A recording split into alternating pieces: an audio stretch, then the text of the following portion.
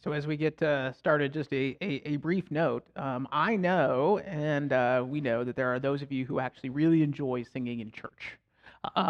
So if you've noticed, there was an extra hymn today, and because on Fifth Sundays we're going to do an extra hymn instead of special music, which will not only help us, to kind of fill out the calendar a little bit, which is great, but it also is your own personal impromptu choir auditions, and you all passed.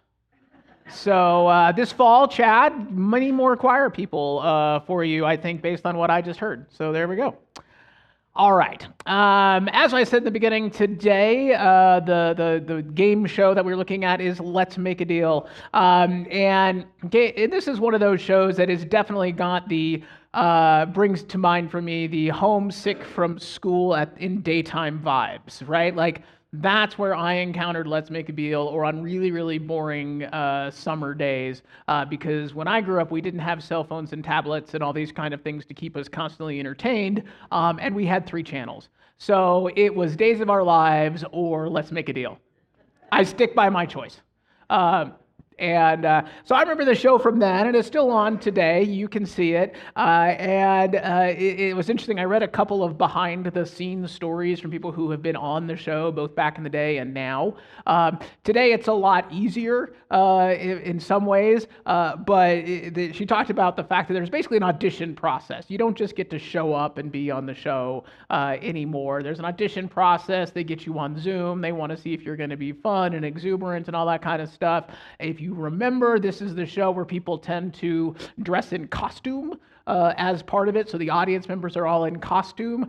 Believe it or not, they do approve those things ahead of time. You have to get it approved first, and if you show up in something else, they won't let you in the studio, just in case you choose to decide to do something inappropriate, which of course none of us would do, but people are people. And the other thing is they'll actually film multiple episodes in the same day. They won't air them back to back, but if you are really big Let's Make a Deal connoisseur, you may notice that, the audience from this week's show looks a whole lot like the audience from a month ago, because it was. And they film on the same day. And it's really this fun, very exciting process. And it's something that someday I think it would be fun to do. Now, one of the big kind of classic examples, and one of the classic things that happens in Let's Make a Deal is that you are asked to make choices about things without knowing what exactly is happening. And the big one is from when I used to watch the show, Monty Hall would come out and he would have the 3 doors and look at some poor contestant and say, pick one. Behind one of them is something very amazing. Which one do you want? And of course, you're like, I don't know which one I want. So last week, I heard some complaints that only 2 families got to participate in the participatory part of the sermon. So now you all get to. So we're going to do the famous pick 3 doors. All right, so I'm going to ask you to do, real quick, you can follow along at home if you're doing this at home, is to think about which door number 1, door number 2, or door number 3, and then raise a finger. Number 1, number 2, or number 3, which door do you pick? All right, we got some 2s.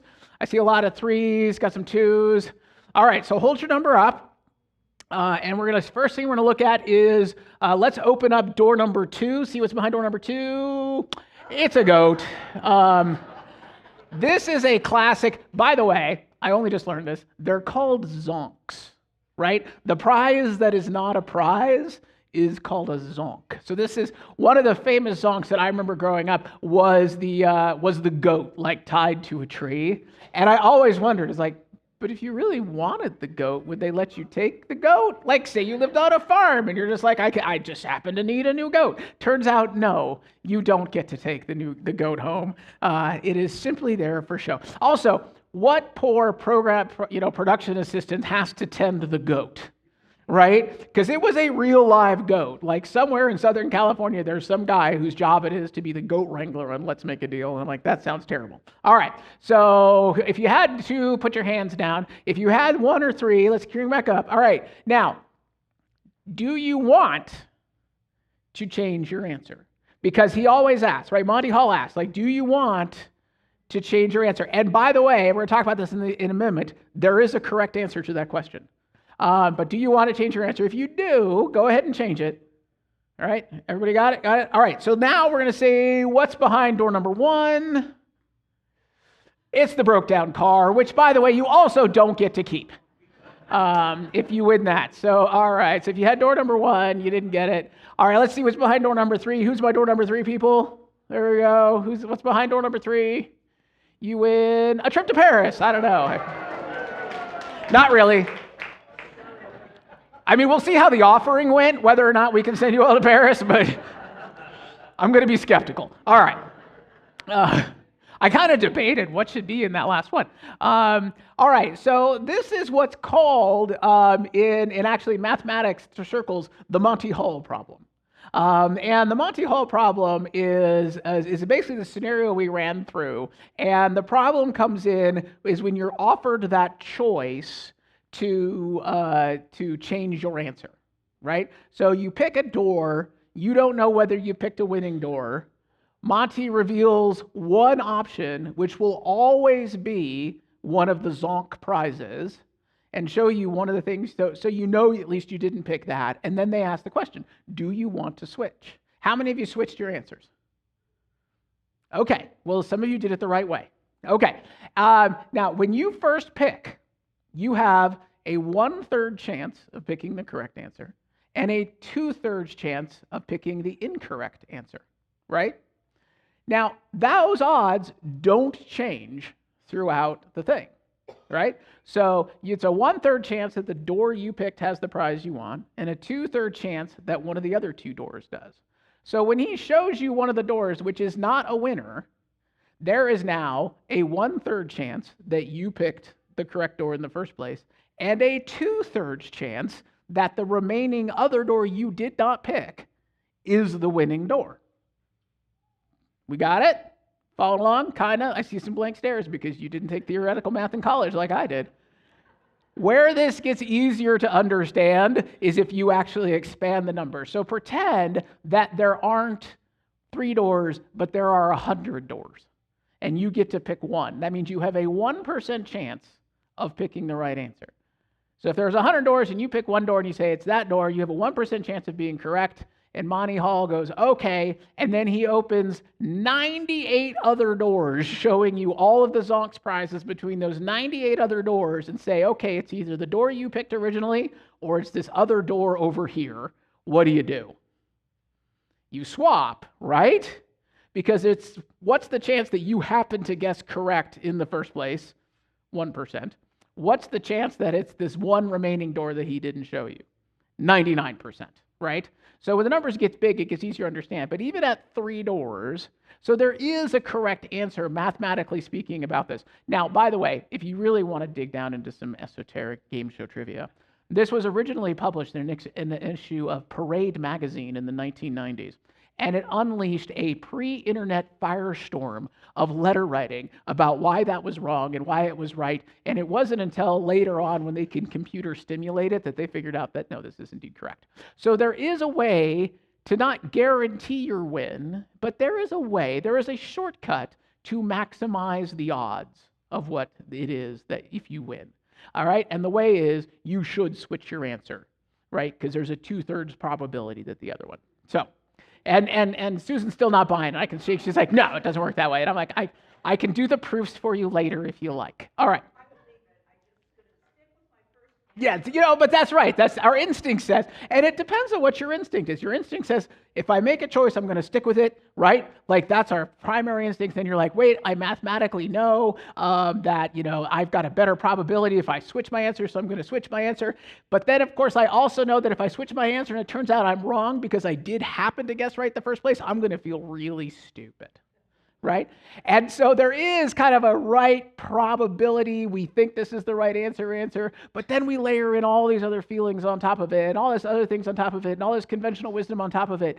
And then we recognize that, once again, we're looking at 3 doors, and we don't know what's behind them, and we are forced to make a choice, and it all feels really uncomfortable, especially once you know it's going to be on national television. Thankfully for you, it's not going to be. But it is going to be on the internet. All right. But this is the Price is Right, or not Price is Right, Price is Right next week. Let's Make a Deal is fun for this because it helps. It's a way to see and explore this idea of there are times in life when we are forced to make decisions. We are forced to make choices. We have to choose something, and yet we don't actually have all the information. If you knew what was behind the doors, unless you just really, really needed a goat, right, you would always pick the Paris door, right? What makes it interesting as a game show and what makes it hard in life is oftentimes we are staring at the decisions or the options in front of us and we don't actually know what's behind all of them. That is the situation almost exactly that the disciples find themselves, these first disciples find themselves in the gospel reading that we read today. We are very, very early in the story of Jesus. He is just starting to be an itinerant preacher walking around saying things that people are obviously interested in, right? There's a crowd around him. People want to hear what he has to say.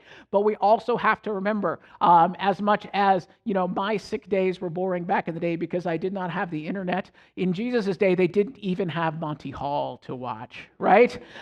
So frankly, and we always have to put a little bit of perspective, any decent orator, any decent person who can come and say something interesting or provocative or whatever would likely draw a crowd in Jesus' day because quite honestly, there wasn't a lot to do once you'd finish your work today. There wasn't a lot of entertainment to be had other than sitting around and gossiping with your friends. And so it's good and it's interesting that he drew a crowd, but it isn't extraordinary that he did. Any reasonable teacher, any reasonable orator or preacher who happens to come in to this place where Jesus is, which is kind of populated and crowded because there's a lot of fishermen and a lot of people and a lot of commerce and a lot of things going on, would probably draw a crowd.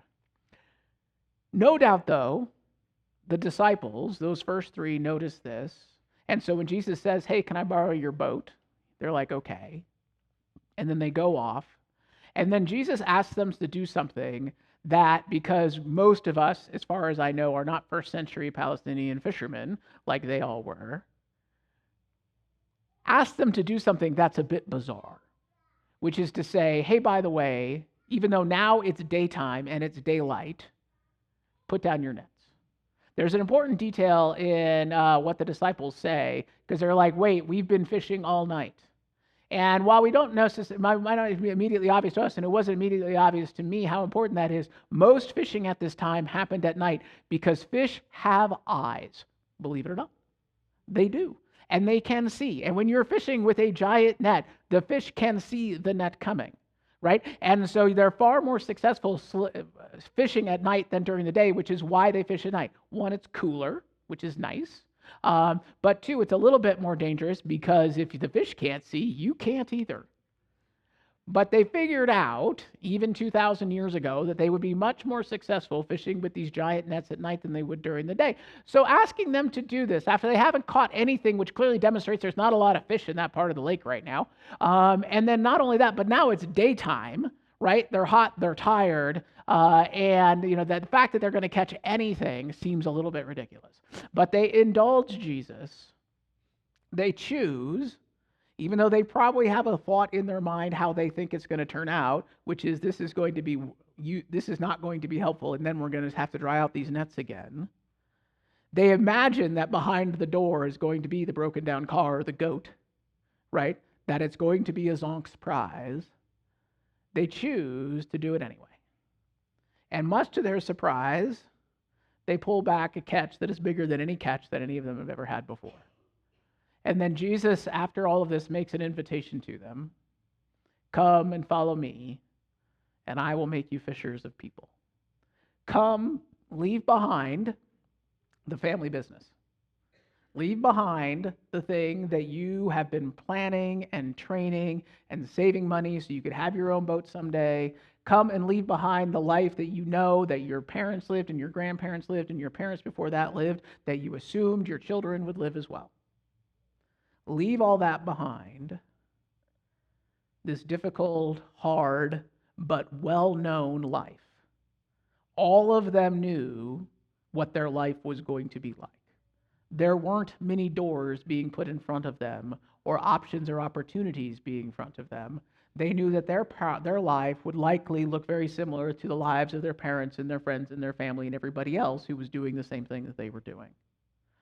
Jesus, though, puts this whole new door in front of them and says, actually, don't do that anymore.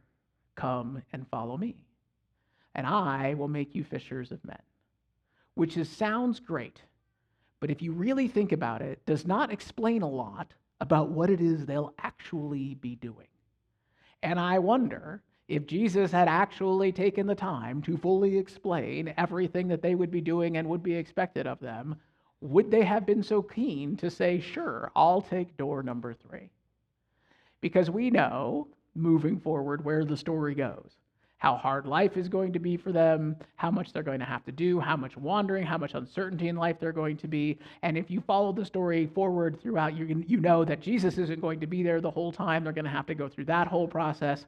And if you know the story of the history of the disciples, you know not a one of them gets to go on to some sort of gracious retirement when it's all over. Far from it. But Jesus still puts this door in front of them and says to them, in all practical sense, I know you don't know what this means, and I know that I'm not being overly forthcoming about what it means, but I want you to walk through door number 3 anyway. And thankfully for us today, who are inheritors of not only Jesus' work, but the work of Peter and James and John and all the other disciples, they chose to walk through that door even though they didn't know what it was.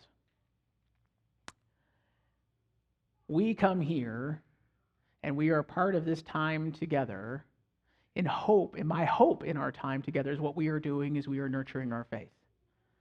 We call it faith because we recognize that none of us have the whole perspective on our lives, let alone the lives of our neighbors and our loved ones or the world as a whole.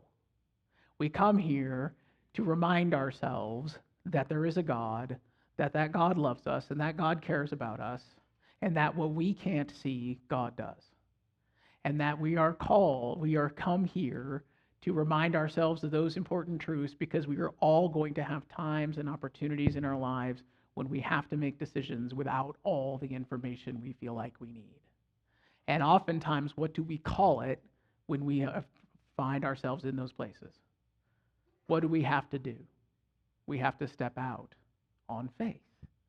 The disciples step out on faith. They choose to believe what they've heard from Jesus, and because they do, we get to inherit all the things that we inherited after that. Now, this does not often feel good to us. It's not something we like to do. We want to have the information, right? We want to know what's behind the doors before we choose one. We at least want to take a little bit of a peek and say, is there anything neighing back there? Or is there anything exciting back there? And so we develop these shortcuts throughout life, and we make assumptions about things. We make assumptions about people. We make assumptions about places, right? And what we're doing is we're helping narrow down the options, right? If anybody had said, and we was reading this story originally, and they came to this part of the story, they would really question right now what Jesus is doing. Right? Because yes, Jesus needs some disciples. He needs some followers. He needs some people to learn from him so they can carry the message forward. But why on earth would you choose the fishermen? Right? The fishermen are probably one of the lowest caste. They're down there with the shepherds that we talk about at every Christmas time, right? The fishermen are not well respected. They are very, very vulnerable. They are living hand to mouth. They are subject to taxes. They are subject to licenses and regulations. If you think we invented that, we did not. Rome invented government bureaucracy. Thanks. We appreciate it. Okay, that was a joke. All right, come on. All right.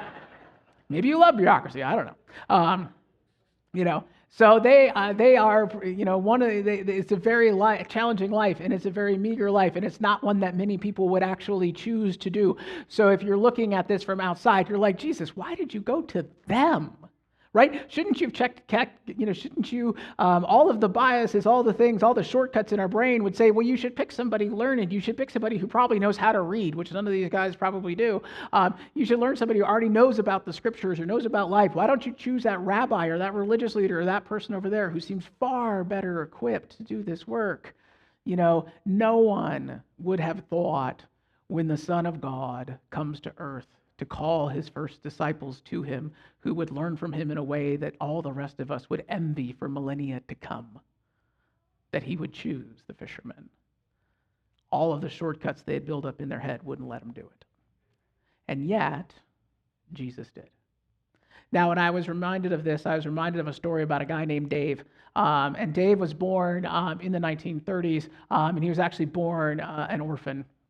Spent a little bit of time in an orphanage before he was adopted by a couple, a working class couple, and had a few good years there, which was fine, until when he was 5 years old, his mom suddenly passed away. And so he was left with his dad, who was kind of this itinerant salesman and kind of moved from place to place, just finding whatever work that he could in the 40s and in the 50s, and eventually settled to working in the restaurant business. And so Dave, because they were not particularly high class, they didn't have a lot of money or security around him, Dave had to work too. And actually got a job at a restaurant and ended up dropping out of high school in order to work that job so that he could financially support himself and his dad and their family. When he turned 18, he decided the Korean War was just getting started, and he said, well, instead of waiting to get drafted, I'm going to enlist. And he enlisted in the Army, and because he had experience in restaurants, they actually made him a mess cook.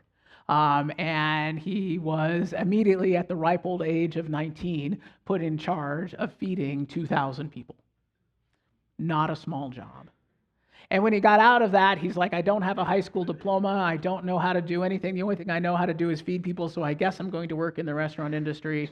And he went to work in the restaurant industry, kind of working him way up into tiny little jobs, neither here nor there, wherever he could, until one day, this really odd guy walked into the restaurant he was working in this all-white suit and this like funny little black bow tie thing, calling himself Colonel Sanders.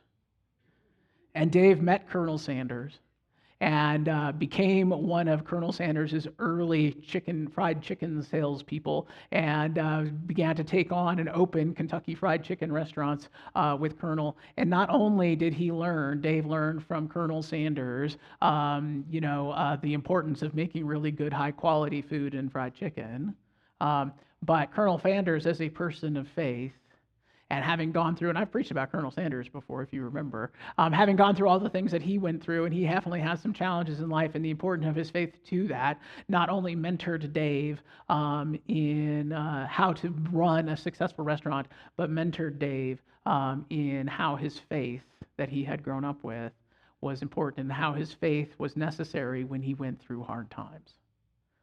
Now, Dave would eventually choose to, become very successful in what he didn't choose. He became very successful through hard work and dedication, and became very successful, and basically opened this whole smattering of KFC restaurants that he eventually sold back to the Colonel and back to the mothership for a decent chunk of cash. Then decided to take that money and open his own restaurants. And some of you know this story, because he opened a chain of hamburger places named after his daughter, Wendy, because Dave is Dave Thomas.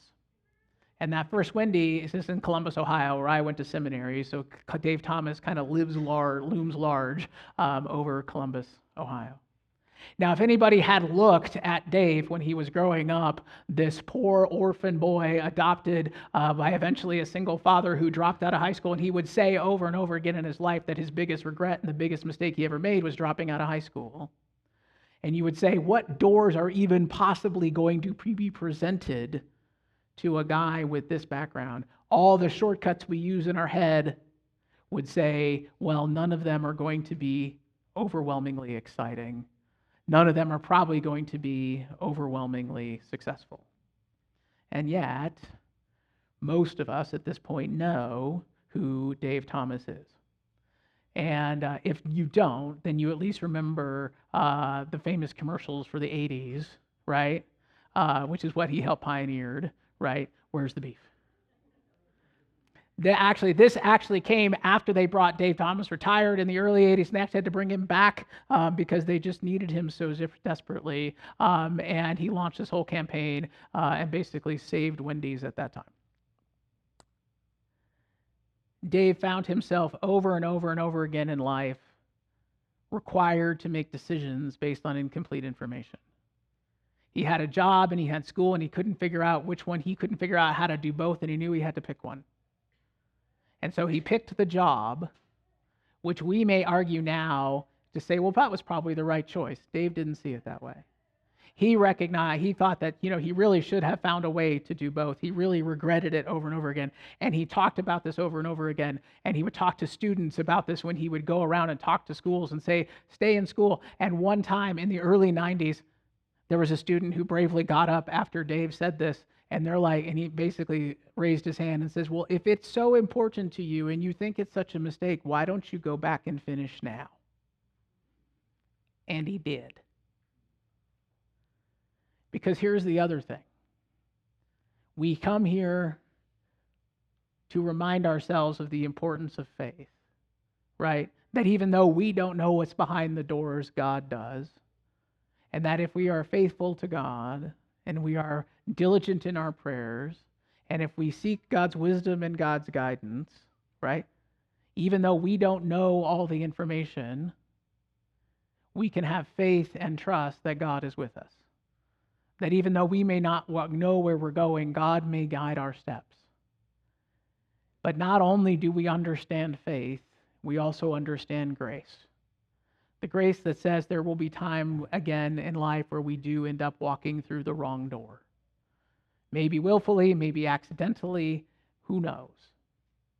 But because we understand that there is grace and God has grace for us and that grace goes on and is bigger than anything that we can ever know or experience, we also have trust that when we do find ourselves realizing we may have walked through the wrong door a few doors back, God's grace is still with us, and we may yet have an opportunity, like Dave was given all those more years later, to make a different choice.